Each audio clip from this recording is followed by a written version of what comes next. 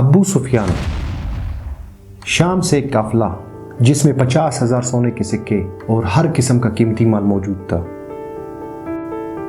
اور وہ مکہ جا رہا تھا۔ درمیان میں ایک مسئلہ تھا، مکہ پہنچنے کے لیے اس کو مدینہ کے راستے سے گزرنا تھا، لیکن مدینہ میں مسلمان ابو سفیان کے قافلے کو لوٹنے کے لیے تیار بیٹھے ہوئے تھے۔ تو ابو سفیان نے سوچا، اور ہاں اصل میں بدر کی جنگ سے 1 سال پہلے جب مسلمان ہجرت کر کے مدینہ گئے تھے تو وہ اپنے ساتھ کچھ بھی نہیں لے کر گئے تھے سوائے ان کپڑوں کے جو انہوں نے پہنے ہوئے تھے۔ مکہ والوں نے ان کی ساری چیزیں، زمین، گھر سب بیچ دیے، اور یہ سارا قافلہ وہ تھا جو مکہ کے مسلمانوں سے لوٹا گیا تھا۔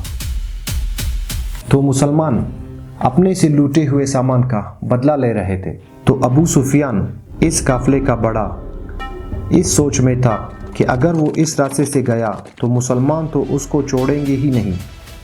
اس نے اپنا راستہ بدلا اور مکہ ایک خط بھیجا کہ مکہ والے بہت جلدی اس قافلے کی مدد کے لیے پہنچے۔ تو وہ بندہ جیسے ہی مکہ پہنچا، اس نے کعبہ کے پاس جا کر اپنے اونٹ کے کان اور ناک کاٹ دیے اور اپنے کپڑے پھاڑ دیے اور زور زور سے مدد کے لیے چیخنے لگا۔ مسلمان فوج قافلے کو روکنے کے لیے نکل چکی تھی، اور ابو جہل نے اس سے پوچھا کہ کتنے آدمی تھے، اور اس نے کہا کہ تقریباً 300 یا 313 لوگ ہوں گے۔ ابو جہل نے کہا، ہم 1000 لوگ لے کر جائیں گے۔ پھر اس نے پوچھا کتنے گھوڑے ہیں؟ پھر اس بندے نے کہا کوئی 2 گھوڑے ہوں گے۔ ابو جہل نے کہا ہم 100 گھوڑے لے کر جائیں گے۔ پھر اس نے کہا مسلمانوں کے پاس کتنے اونٹ ہیں؟ اس نے کہا کوئی 70 اونٹ ہوں گے۔ اس نے کہا ہم 170 اونٹ لے کر جائیں گے۔ اور ابو سفیان کا قافلہ وہ راستہ چھوڑ کر کسی اور راستے سے نکلا اور مسلمانوں کی فوج سے نکل کر بھاگ گیا۔ ابو جہل نے کہا اب اگر قافلہ بچ بھی جائے ہم ان مسلمانوں کو نہیں چھوڑیں گے، کیونکہ ان کے ایک ایک بندے کو مارنے کے لیے ہمارے پاس 3 لوگ موجود ہیں۔ آپ صلی اللہ علیہ وسلم نے بدر کے پہلے کنویں کے ساتھ اپنے فوج کو پڑاؤ ڈالنے کا حکم دیا۔ تو ایک صحابی نے آ کر پوچھا کہ یہ جگہ آپ نے اللہ کے کہنے پر چنی ہے؟ تو آپ صلی اللہ علیہ وآلہ وسلم نے کہا یہ تو ہم نے مشورے سے چنی ہے۔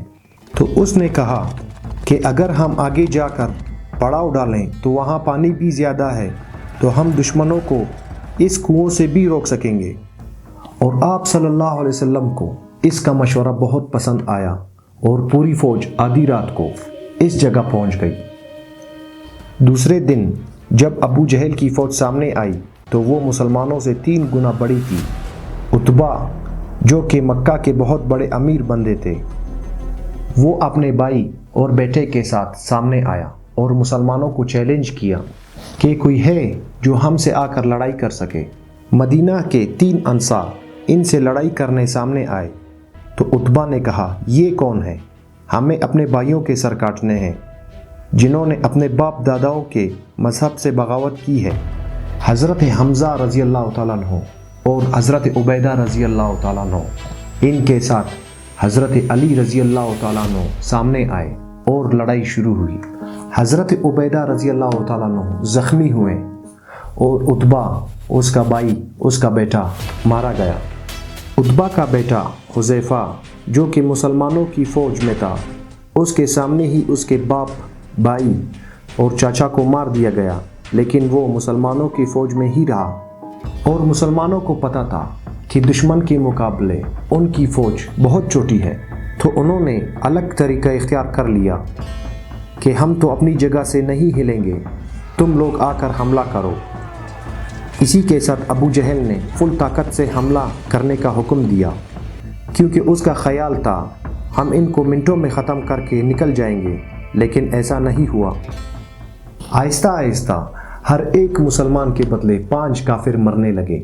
کافروں کی فوج پیچھے ہٹی اور سوچ میں پڑ گئی کہ ہم ان سے 3 گنا زیادہ ہیں اور ہم ان کو ان کی جگہ سے ہلا بھی نہیں پا رہے ہیں۔